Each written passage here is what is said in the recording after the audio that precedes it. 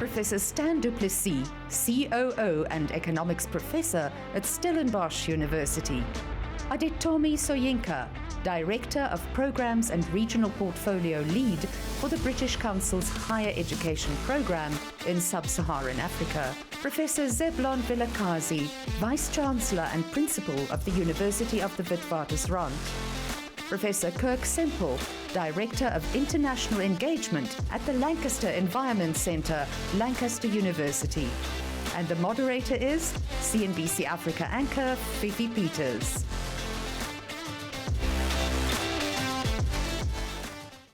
An old profile picture there of myself. But unfortunately, however, Professor Kirk Semple from Lancaster University will not be able to join us any longer as he has taken ill. But suppose at this point, let me introduce and greet the panelists that are here with us. Good afternoon to you all, and Professor Vilakazi, sir, I think a big congratulations also owed to you.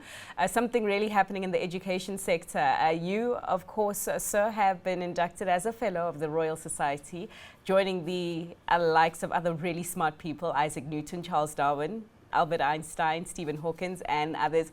Congratulations, sir. And for that, I think I'm going to begin with you in terms of the discussion that we're having. So we're talking about the lessons, the main lessons that have been drawn from the pandemic. And it's a nice follow-up from the discussion that my colleague Godfrey Mutizo was just facilitating right now. And so when you think about what the pandemic has taught you about education, perhaps if you can list the top 3 things that you as an educator have learned.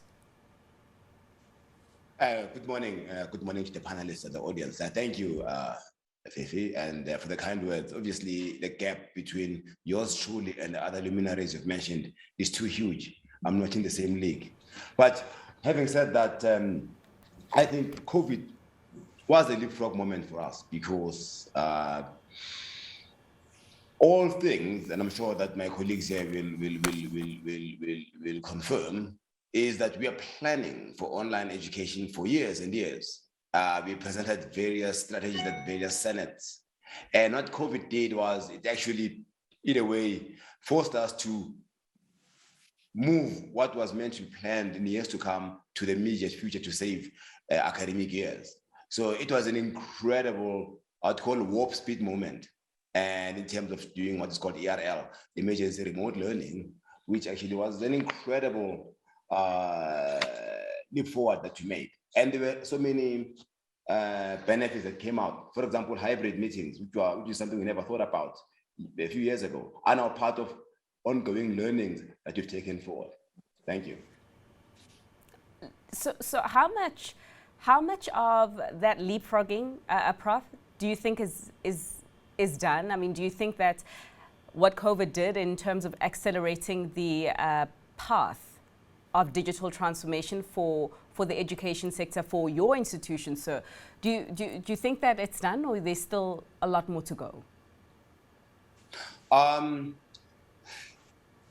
if now we're, as South Africa, post all the levels of restrictions that we are fully back on campus, but we've learned that there are certain things. In actual fact, this has been shared with my students as well, the Student Representative Council, that said that, for example, for large classes, some students found benefit. I'll give you a simple example, Fifi. Some students are too shy to ask questions, right?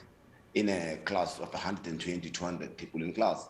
And with remote learning, some students were able to have the opportunity now to express themselves because they're not out there, right?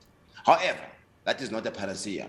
These technologies are not a panacea for education because we need to learn interactively. The education is not about content. Education is about networks. It's about interactions, tutorials, asking questions. Debate in the old classical Socratic way is central in education. So I don't believe these technologies, I'm sure that my other colleagues can offer more on this.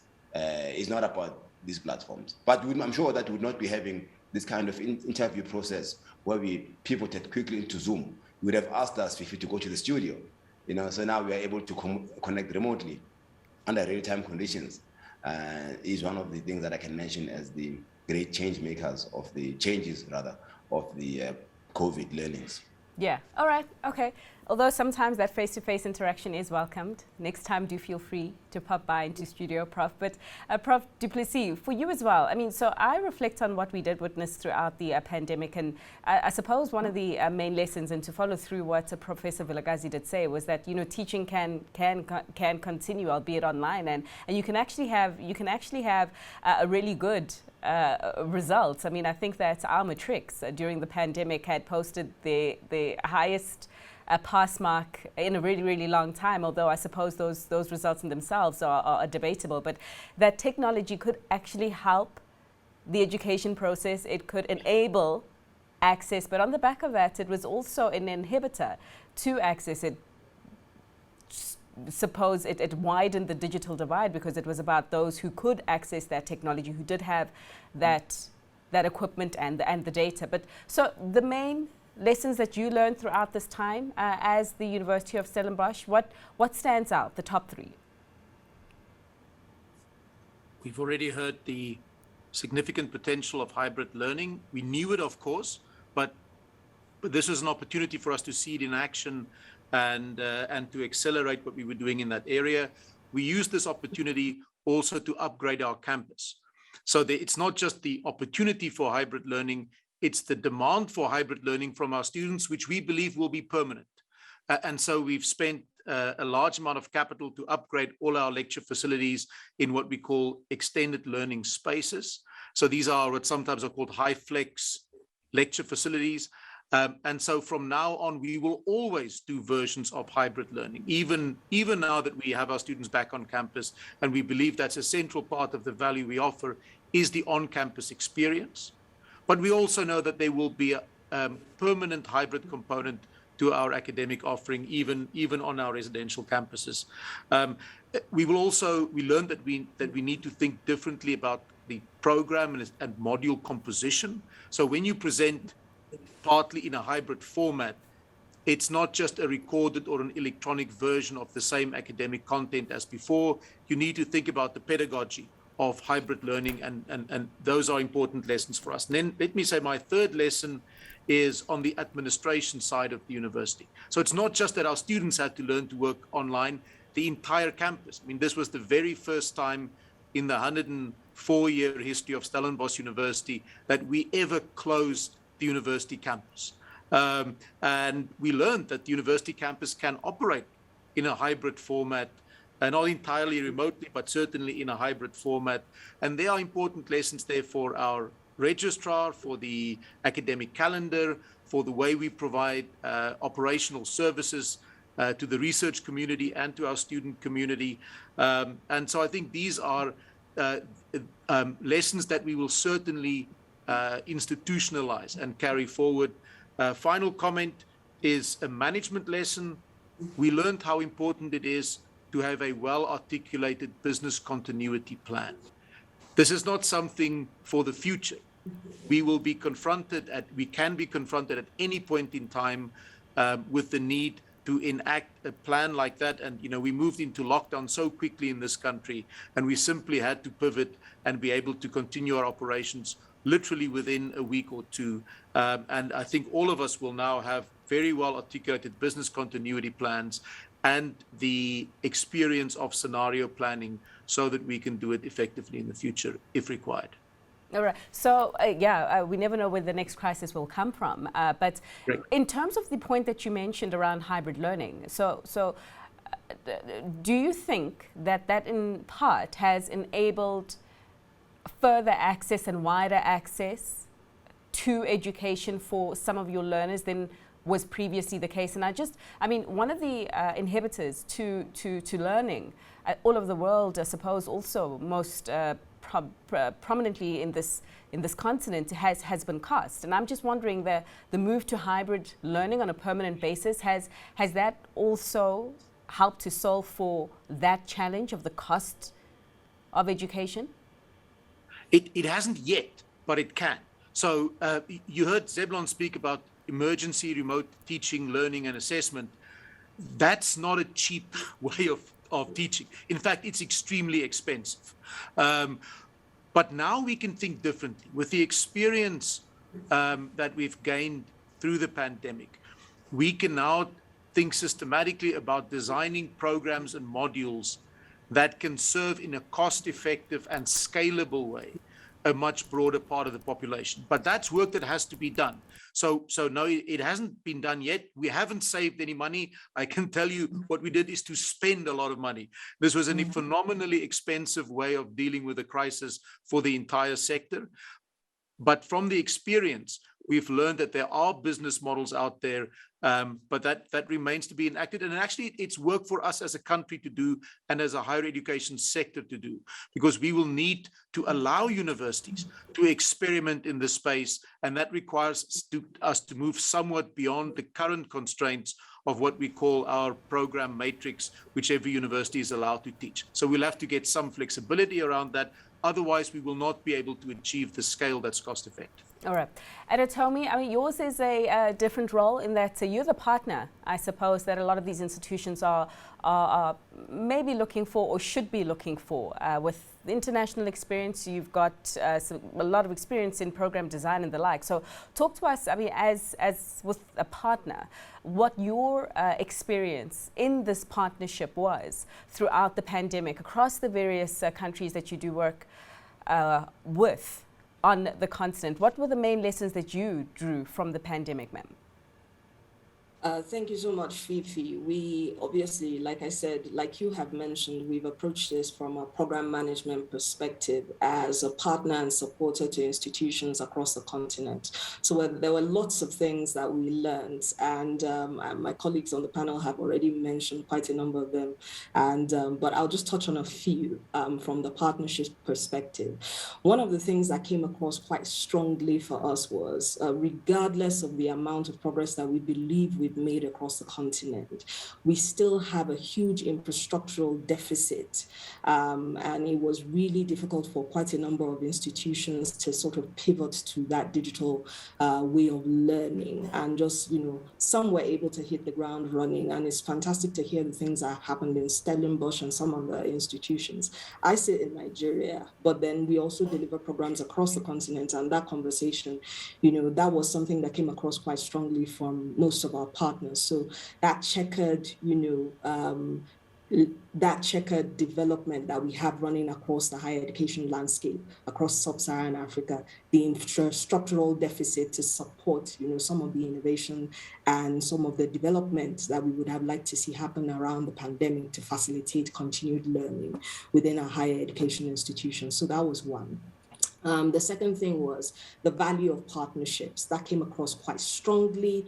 Institutions were able to, so you saw quite a number of cross-continental partnerships happen, global North and global South institutions coming together with digital platforms, essentially facilitating those partnerships, bringing people together to collaborate more, learn from one another. We have a large-scale partnership that we launched in the middle, just on the back of the pandemic. And that partnership, for example, hosts, I think, about 300 individuals, 92 institutions across 5 different geographical locations. That's not something we would have thought about, if it was pre-pandemic. And I think the last thing is just thinking about the work that we've done in Nigeria, especially in the less developed and not easily accessible community. There's a saying that necessity is the mother of all invention. And then you think innovation doesn't have to be something large scale, something completely out there. You're just looking to solve a problem. So just looking at how some of these public and not properly funded institutions have used low-tech technology to support continued learning. So there are lessons also to be learned there. When we're thinking about digital transformation and digital platforms supporting continued learning, it doesn't have to be something way out there. Even the smallest low-cost sort of platforms can support that. So I'll stop there. Those, I think, were the 3 main things from a program management and partnership support perspective that we picked up. Thank you, Fifi. Thanks so much, Tommy. So also, you essentially just highlighted some of the challenges that still exist right now in the rollout of education and quality education for all. And I'm going to ask all of you perhaps to just reflect on how to fix them, because I mean, Tommy was speaking about the infrastructure deficits right now as it does pertain to, you know, ramping up that rollout. Prof. Duplessis, you mentioned the issue of cost still being a bugbear. And so, Professor Vilakazi, as you're looking at the education scene right now as a higher institute of higher learning right now, what challenges are you still confronted with now as we've learned to live with the pandemic, and what are your suggestions, or what are you doing to try and solve for them within your lane, sir? Yeah, one of the things that came out is that we are not all digital natives, to use the word. That applies largely to faculty who are older, I mean, teaching staff who are in their 60s and 70s who are not used to the digital world, even among the young people. I mean, where I'm sitting at the moment, in between kind of the two extremes of Johannesburg, we draw students here at VETS, here in Braamfontein, students that are drawn from the northern suburbs, the wealthier suburbs where they've got access to high speed internet, and students coming from the south side of Johannesburg, leading towards Soweto, and other areas where, you know, those facilities that you and I take for granted don't exist. Moreover, we draw nationally as well from students coming from rural areas where even the conditions are worse, as mentioned earlier in the discussion you had with Professor Marwala. So in a country that is characterized, I mean, Stan as an economist, he can answer that better, by vast inequalities and high levels of what I would call digital concentration, right? I mean, Johannesburg, Pretoria, the Cape Town, Stellenbosch, Paarl area, the Durban, Pinetown, Pietermaritzburg area, you know, I'm using South African geography here, is highly urbanized, and there's a high level of digital concentration there.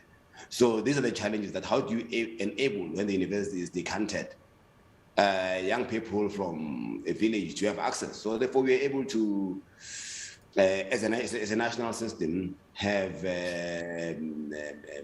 partnerships with the telcos to give zero-based, you know, there's a national consensus, and I hope that continues.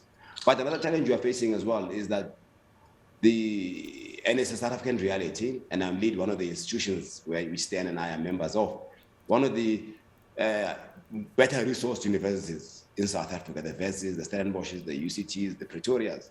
We are able to pivot about the same time as the Harvards of this world, right?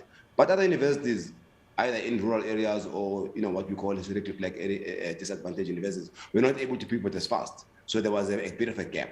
I mean, these are the kind of societal, historical legacies that have manifested themselves in the digital space. Mm-hmm. Yeah. And will continue going forward, yeah. So, Tommy, sounds like you wanted to come in there, ma'am?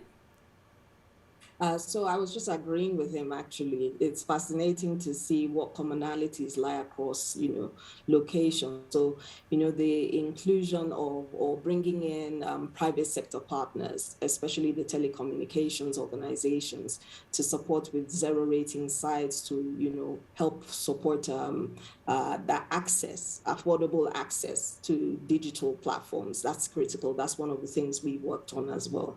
We've also seen, in terms of the programs that we're developing, you know, that whole thing around the whole issue around upskilling, ensuring that people actually have, you know, the minimum digital skills required to access platforms. So that's something we've also done. It was really interesting to hear Prof just talk about more senior sort of academics in institutions and having, you know, them having difficulty accessing platforms and all of that.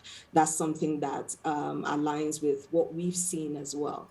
Some of the work that we've done also looks at, you know, going into communities, supporting the development of skills for young people. So not waiting until the young people are in university, because we see that this will continue to be a way of learning, a way that we work in the future. So beyond not starting with the universities, but starting way earlier in the cycle, ensuring that young people have the skills required to access platforms, to access learning, ensuring that they are able, they don't fall behind essentially, and they're included in the changes that are taking place in our community. So those are some of the ways that we are also working as a partner to ensure that we're able to support in areas that we've identified, or provide practical support in areas that we've identified problems exist through our programs.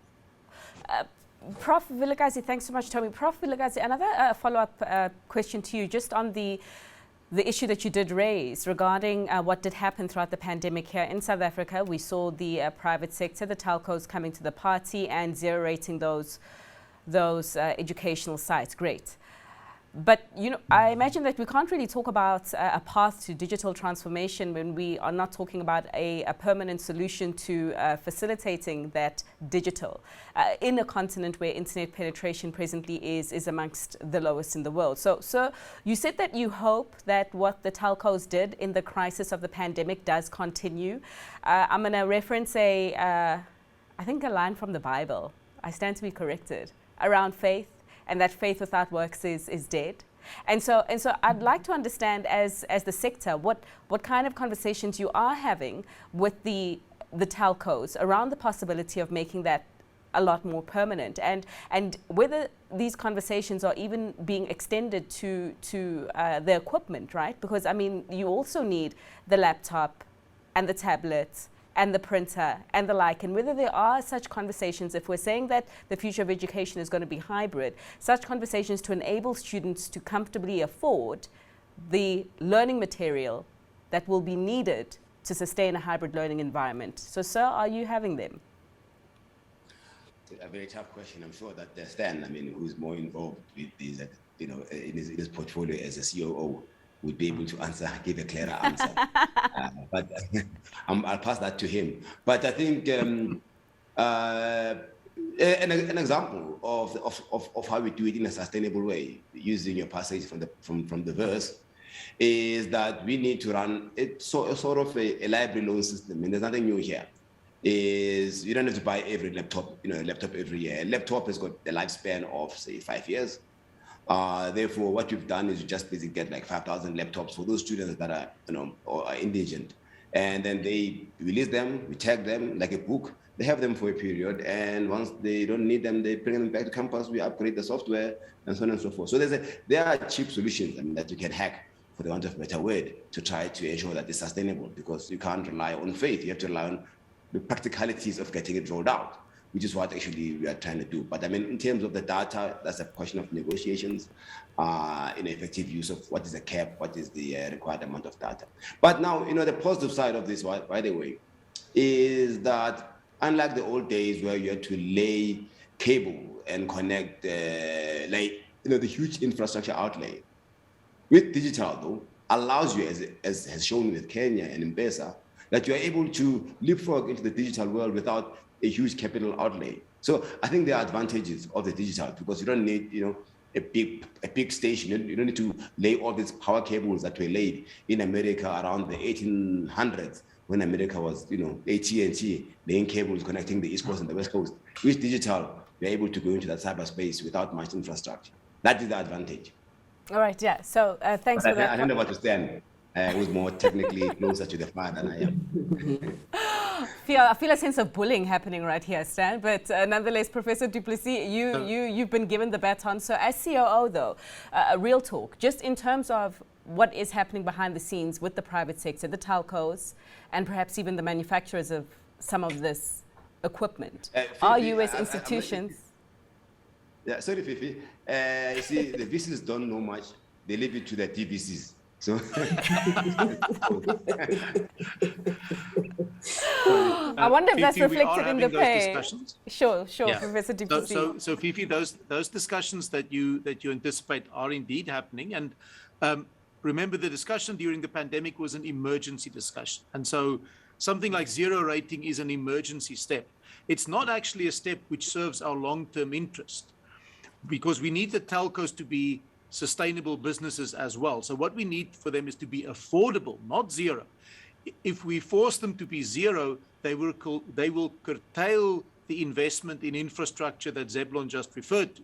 So we need to strike the proper balance. They need to be sustainable businesses so that they can provide a much cheaper technology to our continent. And it is absolutely correct. We have the opportunity of providing an infrastructure network that's efficient to our continent, that is much cheaper compared with the infrastructure that was built in the sort of global north over the course of the last century. But it's still not cheap. It's not free, and it's not cheap.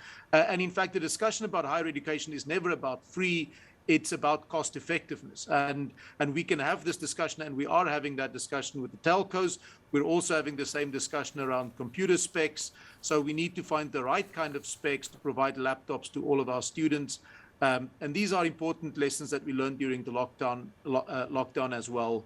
We were able to source those. We've got some similar loan schemes that you heard about, so that students can have access to this medium, which we believe will be a permanent feature of the landscape. And I wanted to pick up on something that Tommy said as well. She referred to upskilling, and that upskilling, of course, is for our staff. I was impressed by the quality of support that we were able to offer our staff, especially the sort of more senior colleagues. But that upskilling is not just about our staff, right? It's about our former students as well. Now, many of us have business schools, and for many years, we've provided education beyond the sort of bachelor's and master's level to those who operate in the business world with MBAs and with executive education programs. I think the future for us will be upskilling across all of our fields. So it will no longer be an executive education activity. It will be for engineers and statisticians and economists and translators and linguists. And all of those will require upskilling continuously throughout their careers, so that the scope for universities will not just expand horizontally to serve a greater part of our continent's population, but also vertically into the lives of our students. They will come back to us for upskilling throughout their, now we expect, careers of 40 or 50 years after they leave us. And I think that's an exciting opportunity. That's not just a sort of burden on us. In fact, it's, I think, an immensely exciting opportunity to become a new kind of university that is engaged much more regularly and even permanently into the lives of our alumni. Yeah, so you are excited about making everyone at your institution, from the learners to the educators, future fit, as it were. And Professor du Plessis, I want to unpack what that means in terms of you saying, okay, this opportunity to continually be upskilling everyone. So I mean, the purpose of higher education is to ensure that students are better prepared for the world of work. And in part, I mean, it speaks to the skills mismatch right now, but that is a discussion I'm going to be having a little bit later on. But I'd like to understand what upskilling looks like in terms of what has changed at your institution as a result of the pandemic that's making you now look at teaching differently.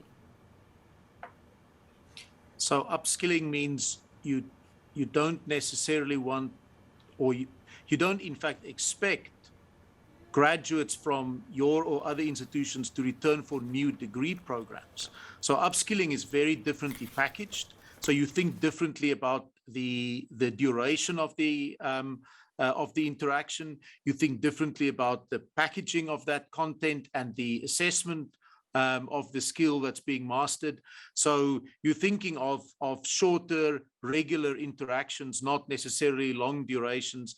And whilst we see the value, and from our perspective, we think permanent value of in-person delivery of content, especially for our undergraduate students, there is tremendous scope for upskilling in a hybrid format, for shorter durations, and especially in a flexible format in which the student who is being upskilled or who is on the upskilling program can determine the rate of progress through that program as well. So that kind of flexibility we think is permanent, and we're already doing it. We're doing it specifically in those fields where we see a current need in our economy, like data science, for example. We've got precisely those kind of programs launched in the last 2 or 3 years to provide continuous upskilling in the private sector in data science in a way that we now think will be true not just in data science but across a range of disciplines. All right, so we have a comment that has just come through from one of the viewers joining us on Hopin, and I'd like to get your thoughts on that as panelists. So just as I read what the comment is, brace yourselves for the expected response from your end. So it goes that I think, and it actually comes from Antonio Batal. Antonio Batal is saying that he thinks that the biggest challenge is to establish a digital program that respects the curricula of the disciplines and also creates a set of contents based on the use of technologies. So further to that, he says that content production is much more expensive than computers and communications, and that he thinks that the work and training of teachers in the construction of content has been very neglected. So Tomi, Professor Vilakazi, what do you think about that? That the biggest challenge of technology is to adapt to the existing or some of the existing disciplines that are already there in the education system, already there in some of the programs that you're even running as the British Council. Do you have a view on that? I think I'll let the professor start with that, because that's very much something that the universities are actively working on, and then I can come in on that. Sir, Professor Vilakazi, your view? Thank you. I mean, yes, my view, Fifi, is that we are talking about interdisciplinarity, multidisciplinarity, use of platforms. But certain things, there's a famous French word, plus ça change, plus c'est la même chose. The more things change, the more they stay. Yes.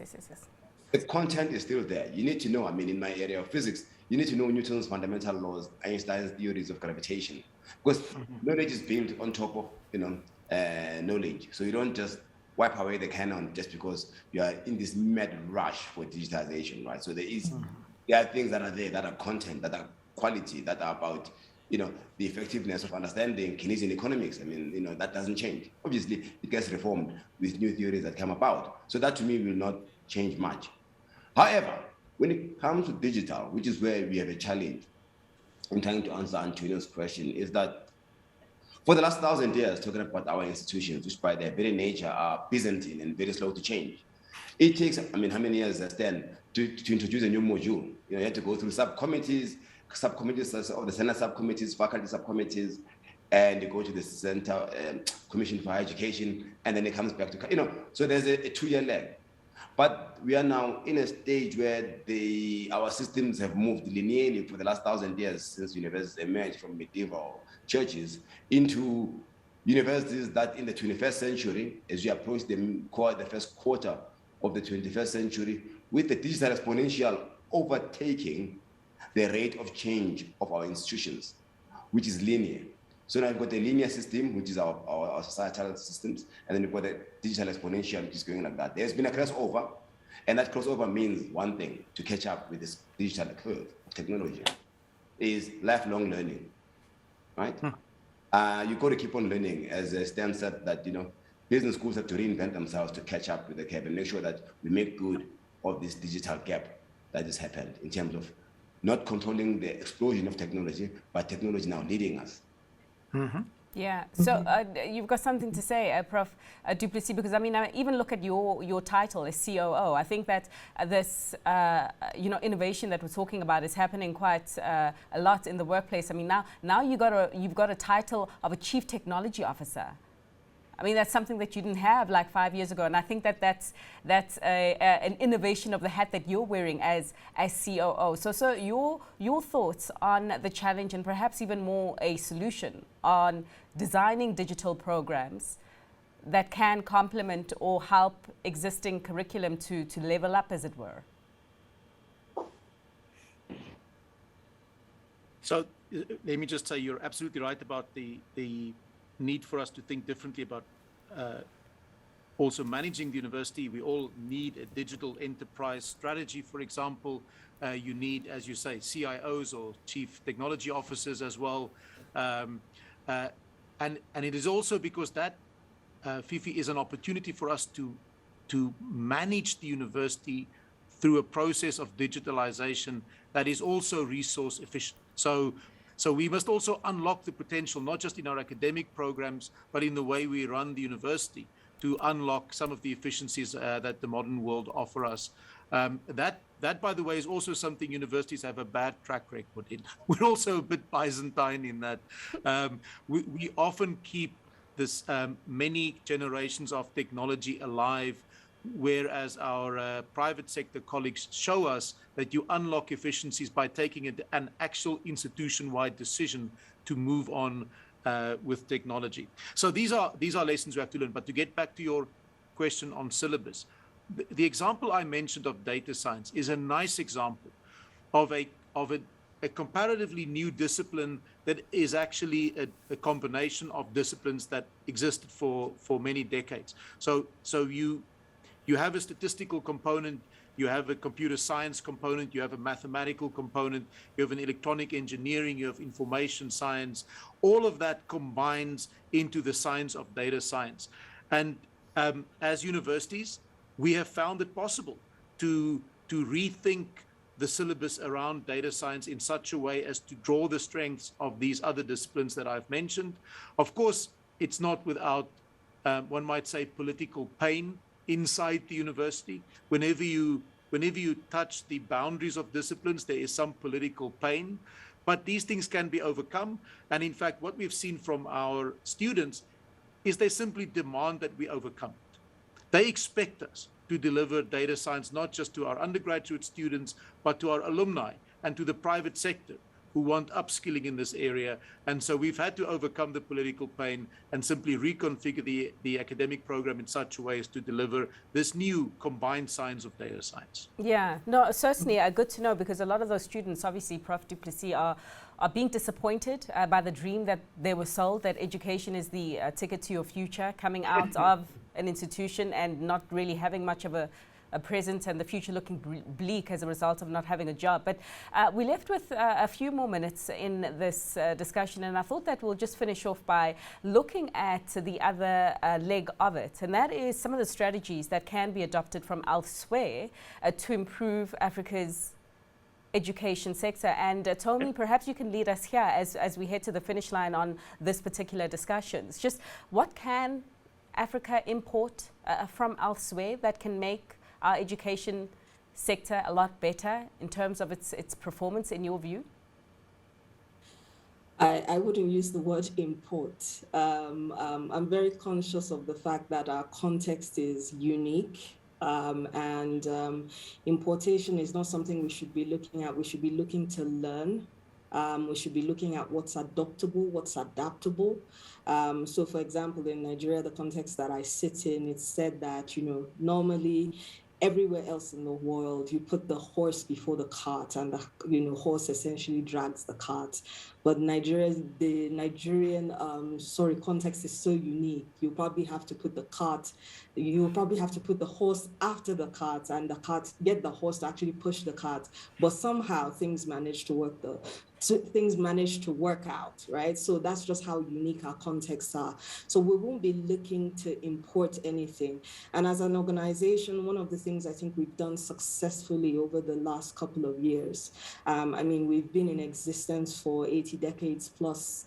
We're on ground in several countries across sub-Saharan Africa. And one of the key things that we are looking to achieve as an organization, which speaks to our ethos, is to ensure that we're able to support, connections between the UK and whatever countries that we sit in, and facilitate those sort of cross-learning, knowledge sharing, and collaboration opportunities. In terms of education, there's several different things. I guess the broad, just thinking about work that we've done, we are looking at, supporting young people, ensuring that young people have the skills, knowledge, and expertise to be successful and can access future jobs, right? And so our work is essentially focused on supporting universities to ensure that they are capable and they have the capability and the capacity to actually, support young people in their ambitions. So we have leveraged quite heavily on partnerships or on our networks in the UK. And we've established partnerships between the UK and countries across sub-Saharan Africa. to facilitate that cross institutional exchange of knowledge. But then we also recognize the fact that, as my colleagues on the call have mentioned, there's obviously existing fantastic sort of expertise existing on the continent. So our work is not just looking, so that's why I was focused on importation. It's not just about importation. It's about what can we learn from one another and what can we learn from elsewhere and how can we adapt and adopt what works best. So we're using the platform of partnerships to support collaboration, to support exchange of knowledge. And just giving you an example of one thing in particular we're focused on, it's about provision and improving the quality of provision within universities across sub-Saharan Africa. So to ensure that we're able to do that, we built a project which sort of helps to foster the culture of entrepreneurship and innovation within universities across sub-Saharan Africa. And the reason we're doing that is we recognize that there is a movement across the continent where entrepreneurial ecosystems are developing quite organically. In some areas, it's different, but majority across the continent, what we find is those ecosystems are developing quite organically. Now, young people are out there and they've left universities, and unfortunately, they don't have the skills and expertise required to have the jobs, to access the jobs that are available.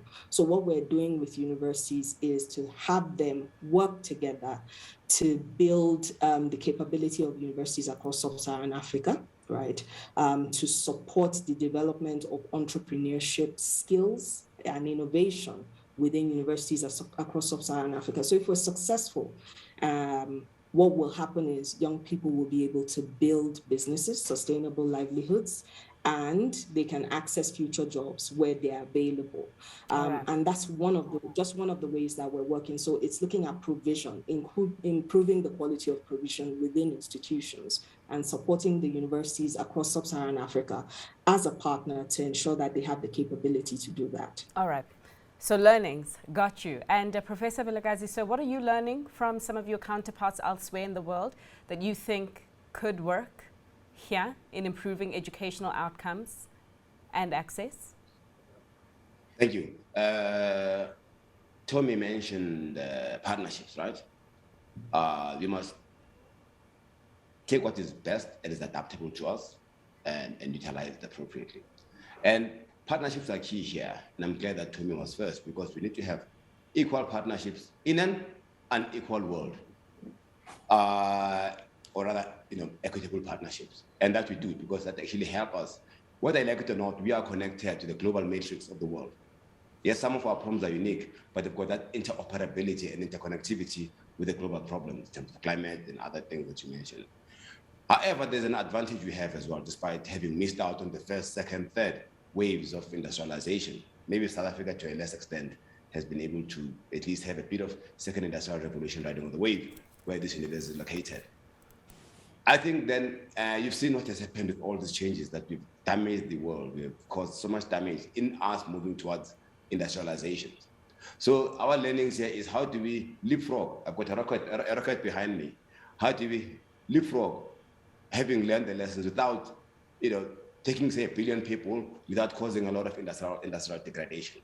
So therefore, we'll need to have curriculum that speaks to that sustainability whilst we're driving tech. So we've learned that we want to get our young people out of where they are. We've got a huge demographic dividend, which must not turn into demographic disaster. And young people are natural digital natives. So therefore, they will be able to leapfrog into that technological future without building, CO2 emitting plants. That is my hope, and I think is the boon of this youth potential we can take going forward, having learned the mistakes of the other senior or the other developed countries that have gone through all the phases in an unsustainable way. All right. Prof. du Plessis, very briefly, we'll give you the last word on the learnings that Africa can take from what is working elsewhere.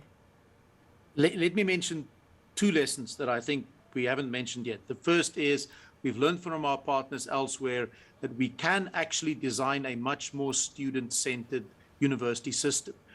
This is very important for us. Tommy mentioned earlier the tremendous inequality on our continent. That's, of course, true here in South Africa as well. Educational inequality of the students who arrive at our campuses.